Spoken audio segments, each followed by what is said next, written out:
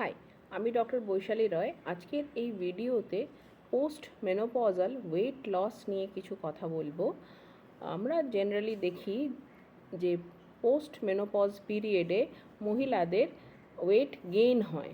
হ্যাঁ, সেটাই মানে মোস্ট কেসেসে হয়, কিন্তু অনেক সময় কিন্তু ওয়েট লসও হয়। এই ওয়েট লসের কিছু কিছু প্যাথোলজিক্যাল কারণ রয়েছে। সুতরাং কোনো মহিলা যদি পোস্ট মেনোপজাল পিরিয়ডে ওয়েট লুজ করতে থাকেন, তার যদি কোনো মানে ভিজিবল কারণ না খুঁজে পাওয়া যায়, তাহলে কিন্তু ইমিডিয়েটলি আপনাদের কিছু পরীক্ষা নিরীক্ষা করাতে হবে এবং ডক্টরকে কনসালটেশন করতে হবে যে এটা কেন হচ্ছে।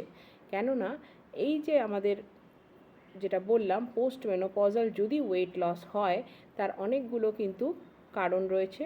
তার প্রথম কারণ হচ্ছে কোথাও ক্যান্সার হতে পারে, হিমোগ্লোবিন খুব কম হয়ে গিয়ে অ্যানিমিয়া হতে পারে, হাইপার থাইরয়েডিজম হতে পারে অতি সক্রিয় থাইরয়েড গ্ল্যান্ডের জন্য, ডায়াবেটিস যেখানে আনকন্ট্রোলড থাকে সেটা হতে পারে, ক্যালসিয়াম লেভেলস খুব বেশি বেড়ে গেলে হতে পারে, সোডিয়াম লেভেলস কমে গেলে হতে পারে, ডিপ্রেশন থেকে হতে পারে, ডিমেনশিয়া থেকে হতে পারে।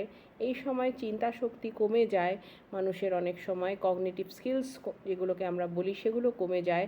তার থেকে মন মেজাজ সবসময় খারাপ থাকে এবং খিদে পায় না।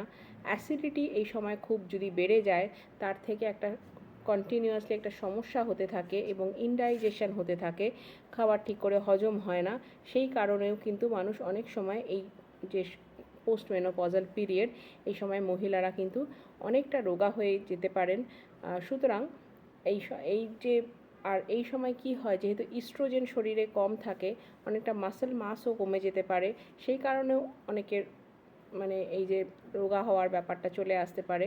সুতরাং এটা কেন হচ্ছে তাই নিয়ে প্যানিক না করে কিন্তু আমাদের উচিত এটার সম্পর্কে ডক্টরের কাছে গিয়ে তার মতামত নিয়ে ইনভেস্টিগেশন করে জানা যে এটা কী কারণে হচ্ছে। Thank you.